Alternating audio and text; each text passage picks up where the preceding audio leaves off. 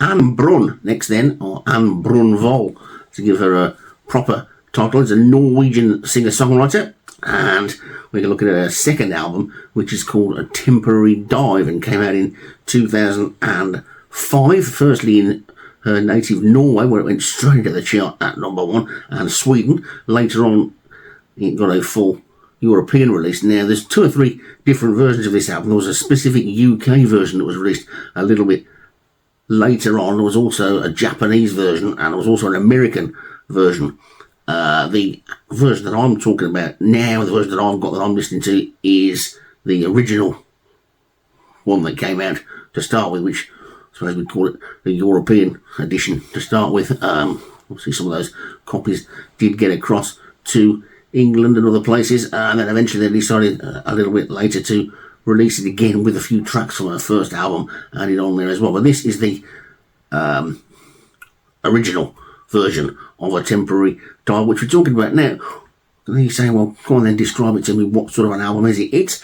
Ane Brun is a female singer-songwriter. At the time was in her 20s, and it's that type of album. It's listed as a pop album, but it's got more substance to it than just a throwaway pop album. It's got nice little undertones of all sorts of stuff in there. Looking at it sort of track by track, and the thing you were saying, it's one of those albums that it's not got that many immediate highlights, whether it be just 1 or 2 tracks that you could go to, oh yeah, that was on that.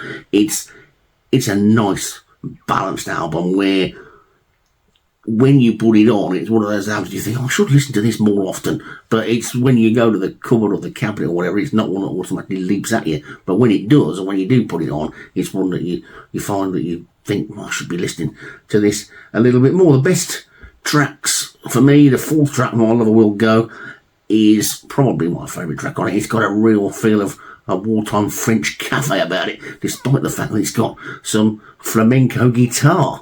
Hopefully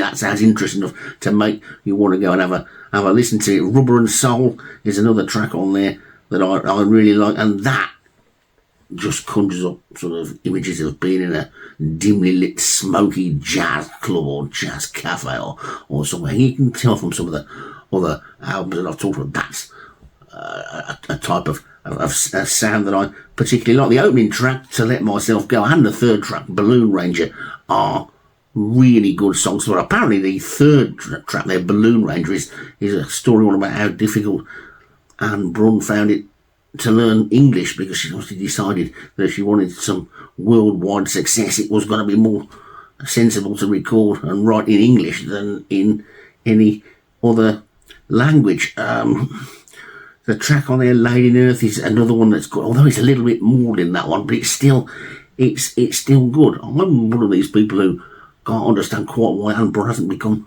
really famous. I guess it could be the Scandinavian thing, maybe that they don't get promoted enough in other countries, but it's a good album, it's interesting, and it's well worth listening. Another interesting thing about another good song on there is a track which is called Song Number 6. Now, whether they just couldn't decide what to call it and called it Song Number 6, I don't know. Bizarrely though, it's actually track number 9, so maybe it was the 6th track they recorded or something, and they thought it was going to be in position 6, and then somebody decided to put it in position 9. But anyway, there you go. That's a little thing. When does 6 come 9th? It's on this album. Song number 6 is 9th. It's a duet actually with Ron Sexsmith. That one, it's got a real nice up-tempo feel about it, and it will get your foot tapping, and it'll also get you talking, because you'll be wondering why on earth it's called track number 6 when it's in the 9th position on the album.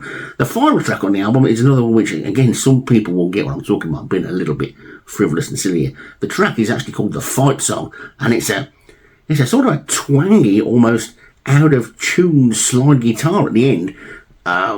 It's a strange end to a strange sort of song, because it's about a horse.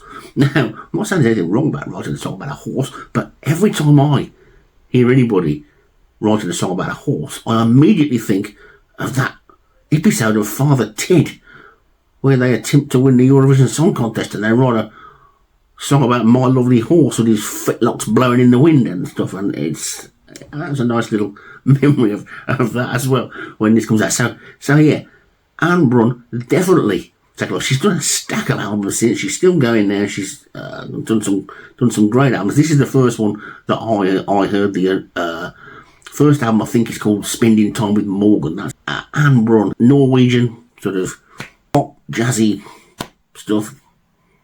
Well worth a listen.